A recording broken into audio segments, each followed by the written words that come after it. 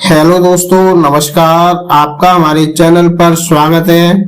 दोस्तों, आज हम इस वीडियो में जेडक्स कफ सिरप के बारे में संपूर्ण जानकारी जानेंगे। इसका क्या यूज होता है और इसके क्या साइड इफेक्ट होते हैं और इसकी क्या डोज होती है।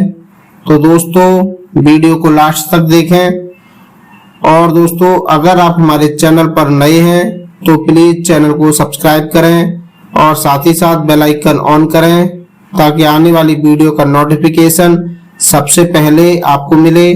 तो चलते हैं दोस्तों वीडियो की तरफ। ये जेडक्स सिरप डॉक्टर रेड्डी की लैबोरेट लिमिटेड फार्मा की होती है, जो कि सिरप खांसी, नजला, जुकाम, गले में दर्द, नाक बंद और एलर्जी वाली खांसी के लिए बहुत अच्छी सिरप होती है।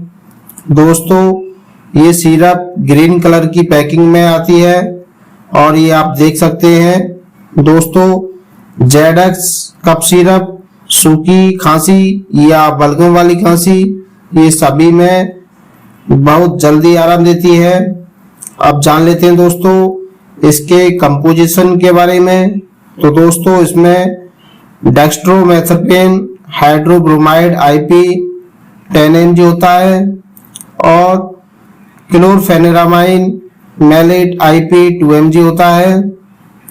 और दोस्तों, इसके डोज के बारे में बात करें तो दोस्तों 10 से 12 साल वाले बच्चों को 5-5 ml दिन में 3 बार या फिर अपने डॉक्टर के अनुसार इस सिरप को पिला सकते हैं।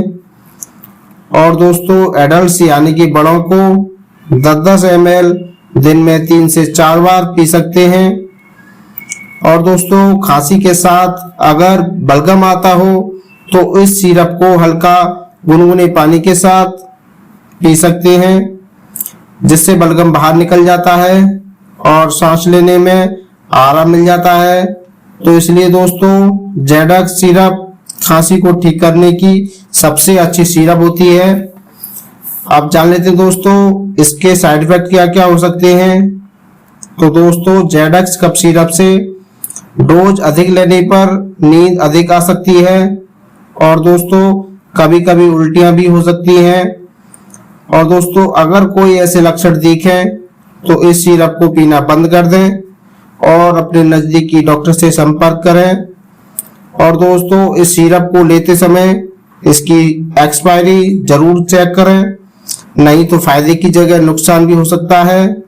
दोस्तों, जेडक्स सिरप सभी मेडिकल स्टोरों पर आसानी से मिल जाती है, जिसका प्राइस 158 रुपये होता है और ये 100 ml की पैकिंग में आती है। आशा करता हूं दोस्तों वीडियो में जेडक्स कफ सिरप की जानकारी पसंद आई हो तो वीडियो को लाइक करें, शेयर करें और ऐसे ही नई नई मेडिसिन की जानकारी के लिए आप हमारे चैनल पर बने रहें।